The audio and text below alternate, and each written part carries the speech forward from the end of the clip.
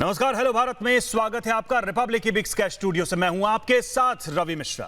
नमस्कार, good morning. आप देख रहे हैं रिपब्लिक भारत को। मैं निधि चतुर्वेदी आपके साथ करेंगे बुलेटिन की शुरुआत और ये है रिपब्लिक का बिग स्कै स्टूडियो। बड़ी खबर, ट्रंप समर्थकों के सेनेट में हंगामे को लेकर राष्ट्रपति चुनाव को रद्द करने की मांग पर अड़े हुए हैं लगातार। अमेरिकी संसद की कार्रवाई को फिलहाल रोका गया और हालात को संभालने के लिए सेना को बुलवाया गया। कोलंबिया के मेयर ने 12 घंटे का यहां पर एहतियाती कर्फ्यू लगाया है।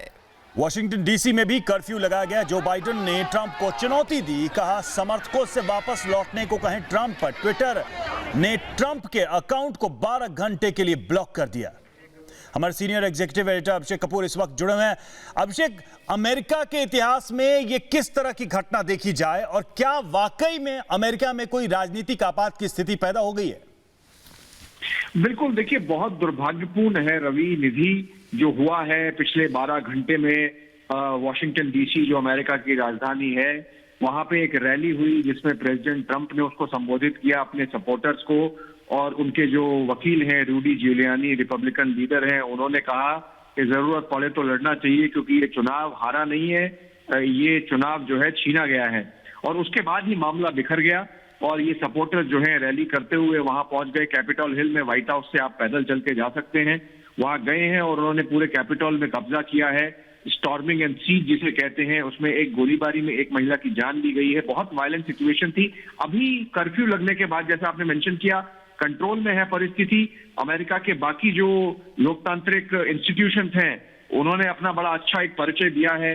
और हम जब बात कर रहे हैं, और दोनों हाउस और सीनेट की मीटिंग चल रही है जिसमें इलेक्टोरल कॉलेज के जो वोट हैं, जिसमें जो बाइडेन को प्रेसिडेंट इलेक्ट जो हैं उनको 302 और राष्ट्रपति ट्रंप को 232 वोट मिले हैं, उसका एक विश्लेषण हो जाएगा, उसका अप्रूवल हो जाएगा। मेरे सूत्रों ने मुझे वॉशिंगटन डीसी से अभी बताया है कि कुछ घंटों की बात है और अनाउंसमेंट हो जाएगा कि ये इलेक्शन ठीक है और प्रेसिडेंट बाइडेन को 20 तारीख को शपथ दिलाई जाए, जो एक ट्रेडिशनल दिन है अमेरिका में शपथ लेने का, 20 जनवरी। उसको उस जो अभी उसमें 12-14 दिन बाकी हैं, तब तक संभालना है इस कानून व्यवस्था की परिस्थिति को। बड़ा दुर्भाग्यपूर्ण है कि ऐसा हुआ, पर मैं समझता हूं कि परिस्थिति कंट्रोल में है।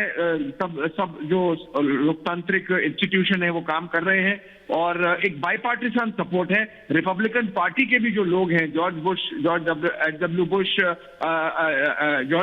आई बेग योर पार्डन, और उसके अलावा जो सीनेट के मेजॉरिटी लीडर हैं मिच मैककोनेल, जो रिपब्लिकन पार्टी के हैं, सबने इसकी घोर निंदा की है। ये अच्छी बात है और मैं समझता हूं कि अगली सुबह जब होगी, अभी रात का वक्त है अमेरिका में, अगली सुबह जब होगी शांति बहाल होगी और मेरे ख्याल से जो लोकतांत्रिक इंस्टीट्यूशंस हैं वो फिर से अपना कब्जा कर लेंगे पूरी परिस्थिति पर अमेरिका में।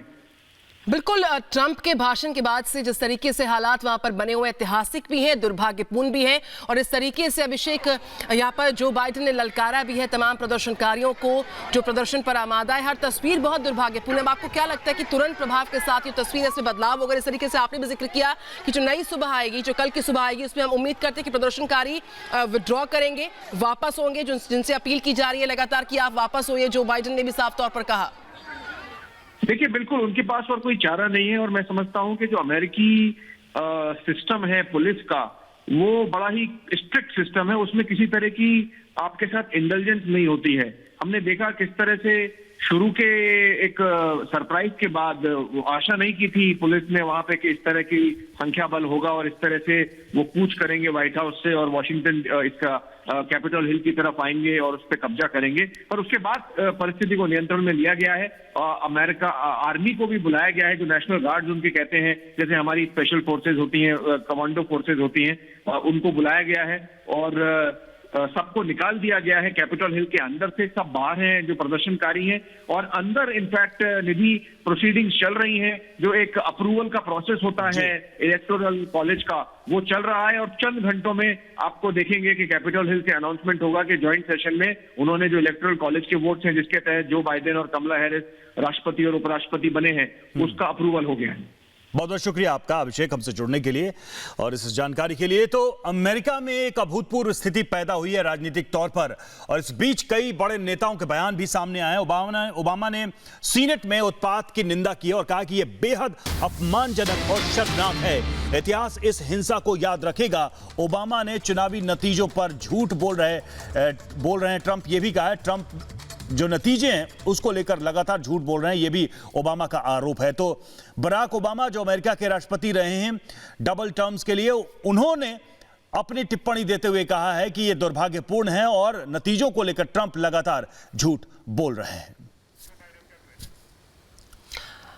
तो नवनिर्वाचित राष्ट्रपति उन्होंने ट्वीट किया मौजूदा हालात को लेकर, ट्रंप नेशनल टेलीविजन पर आए, अपनी शपथ को पूरा करें।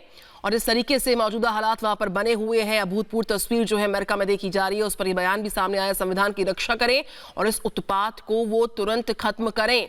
जो बाइडेन नवनिर्वाचित अमेरिकी राष्ट्रपति 20 जनवरी को शपथ ग्रहण समारोह है। और साथ ही साथ लिखा गया कि मैं साफ कर दूं कि कैपिटल बिल्डिंग पर जो हंगामा हमने देखा, हम वैसे दरअसल है नहीं।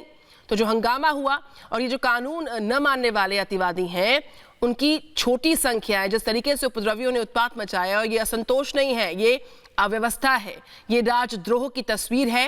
राजद्रोह पर सीमाओं पर जो जारी है, अब ये तुरंत खत्म होना चाहिए। जो बाइडेन ने जो ट्वीट किया है, और तो डोनाल्ड ट्रंप का ट्वीट भी आपके सामने, हमें शांति बनाए रखनी होगी, चुनाव में धोखाधड़ी हुई है। तो शांति बनाए रखने की भी अपील की गई और धोखाधड़ी का जिक्र भी लगातार बना हुआ, लेकिन हम इन लोगों के हाथों में नहीं खेल सकते हैं। तो डोनाल्ड ट्रंप अभी भी अपने स्टैंड पर बरकरार।